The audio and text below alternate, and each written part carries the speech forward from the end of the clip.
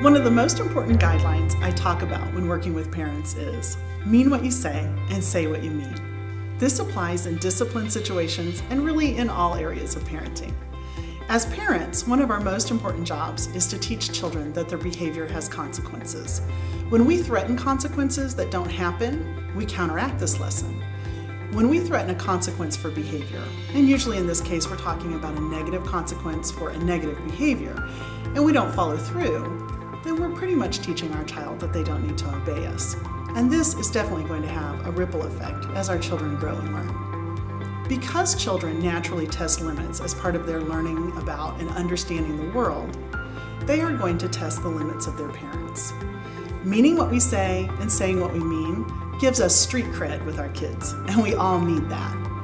The parent who has developed an understanding in their child that mom means what she says teaches her child the important life lesson that consequences are an outcome of behavior. This, in turn, helps the child navigate this world more successfully. Mean what you say and say what you mean.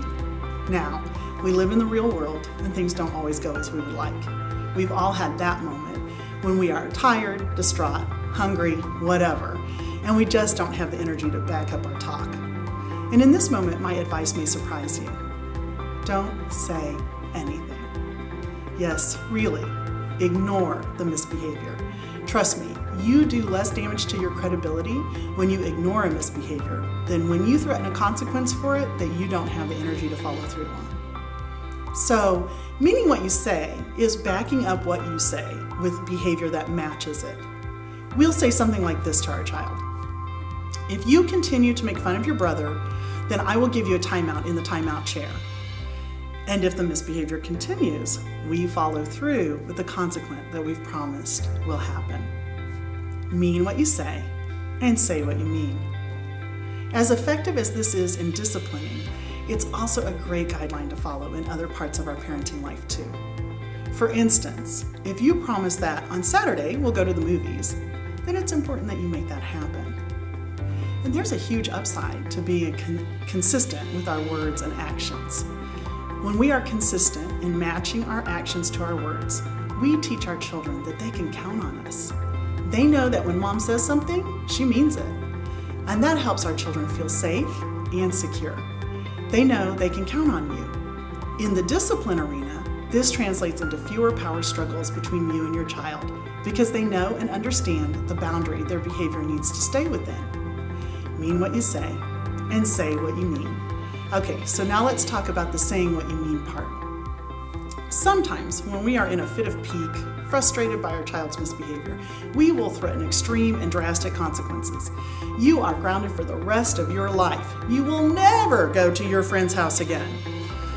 Now, let's be honest with ourselves.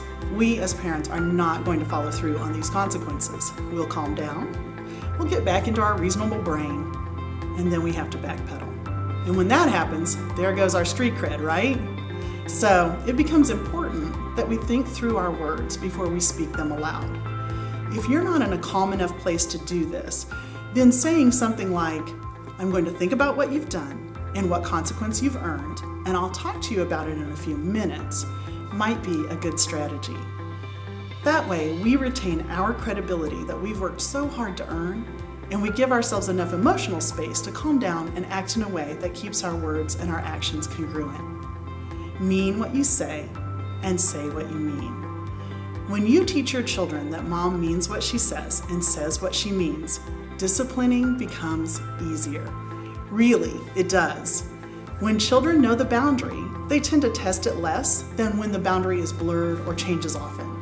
You as the parent will be able to discipline from a position of calm authority, and your relationship with your child will be enhanced significantly. Mean what you say and say what you mean. Words to parent by.